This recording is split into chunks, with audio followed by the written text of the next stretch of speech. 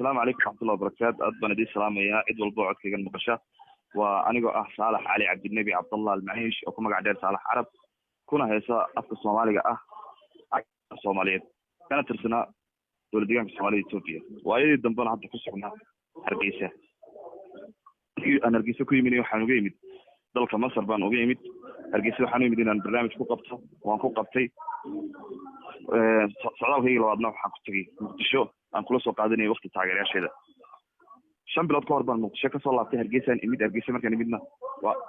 waa la xiray bacda 5 bilood ka bacdi ayaa waxa lagu soo oogay kiis ah xamar baa tagtay anigu waxaan ahaa fanaan ka tirsan fanaaniinta dowladda deegaanka Soomaaliya Itoobiya dhalasho ahaanna ka soo jeeda dalka Yemen hargeysa waxaan ku soo galay sharci iyo fiisi haddii aan anigu aan madax badnaanida Somaliland aanan dalku gal fiisa kama soo qaateen qaahira sharcina kuma soo galeen rumaantii muqdisho haddaan aaday waxaan ahay fanaan dal imid dal kale tagay booqday baan anigu Djibouti baan ka soo heesay dowladda Soomaaliya Itoobiya ka soo heesay meel walba Soomaali joogtay oo taageerayaasha joogaan waxaan jeclahay inaan tago aan waqti la soo qaato waxaan ku xiranahay 12 cisho saldhigga dhexe ee Hargeysa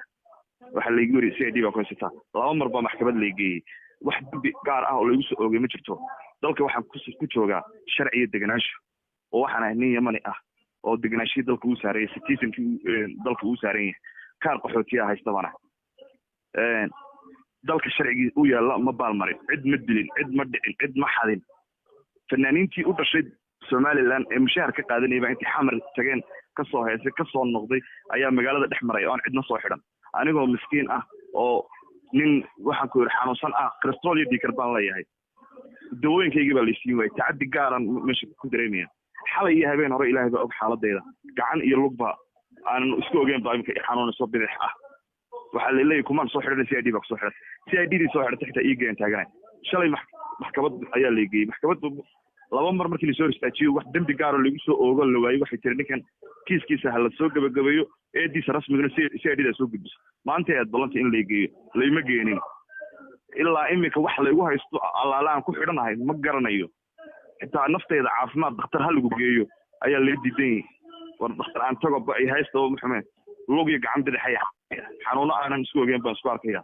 dulmi baan ku dareemayaa meesha dhexdeeda waxaan ka codsanayaa dawladda Somaliland anigu dawladda madax bannaan iyo jiritaankeeda haddaan aaminsaneyn qawaaniinteeda iyo sharcigeeda ma mareen anigu waligay siyaasad ma dhexgelin waxaan ahaa fanaan taageerayaashiisa inuu waqti la soo qaato u tagay muqdisho haddaan ahaysan lahaa ogeysiis ah qofkii ajnabiga dalkayga yimaada muqdisho uma gudbi karana yaa oo aan ogeysiis ka haysan lahaa ma la sheegi lahaa maba gudbeenba waxaan kala sidnaa saaxiibada Suldaan iyo Xariir oo inta Hargeysa yimaadeen muqdisho ka soo noqday waxa aniga il gaar iga dhigay ma garan karo ilaa abtino marka waxaan ku codsanayaa bahda saxaafadda xuquuqul insaanka loo yar xitaa inaan qabsado in wax ay dhaqdhaqaaqaan cid iyo ogol ma jirto ilaahay baa ku soo xidhay ilaahay waa run ilaahay bay soo xidhay laakiin ilaahay wuxuu ku yiri dhaqdhaqaaq sameeyaan ku taageeraya cid dhaqdhaqaaq iyo ogol ma jirto aniga ehelkayga iyo familkayga ma joogaan maanta waxaan aaminsan maanta aan sida ragga qayr ee intii dambiile sameeyeen magaalada dhex socda aan ahaan lahaa reer Somaliland ama aan jilib weyn oo Soomaalida kamid ah aan ahaan lahaa daqab ma waxa la leeyahay carab baa tahay baa la leeyahay war anigu haddaan Yemani ahay 20 sano ay Yemani Soomaalida ay haysay ay marti u ahaayeen ay gobonnimo ugu noolaayeen ciid ma qabeen haddii cid gaar ah iyo dad gaar ah waxa igu soo oogay maanta qof intii soo ristaagay oranay waxaasaad lagu samaysay ama waad nacayday ama waad nadishay ama waad naf laga disay anoo fanaan ah oo waxba sameyn oo ixtiraam iyo karaamo qof walba ilaahay si uu leeyahay ayaa waxa la igu dhaxiray meel dil iyo tuug iyo aan fanaaniintii iga horreeyay awal loo xiri jiray kiisaskan oo kale aan lagu xidhin ayaa la igu xiray waxaan ilaahay ka baryay ilaahay baa cadaalad hayay balse dadka ay shaqada tahay ha noqoto ama ha noqoto xuquuqul insaanka ama cid walba bulshada Somaliland iyo bulshada Soomaaliyeedba iyo fanaaniinta Somaliland waxaan leeyahay aad baan uga fanku wuxuu ahaa ehel iyo walaalo laakiin waxaan hoygii fanka ee Somaliland ee Hargeysa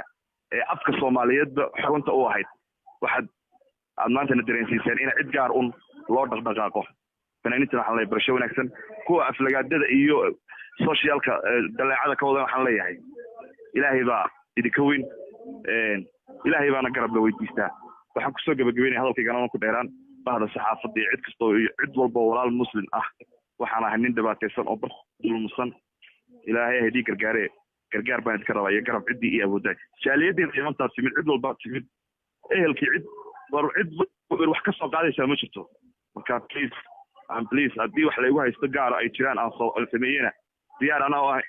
wadadeeda laygu qaado haddaan waxba sameynna nin xanuunsan baan ahay rabadaanna weeyaan in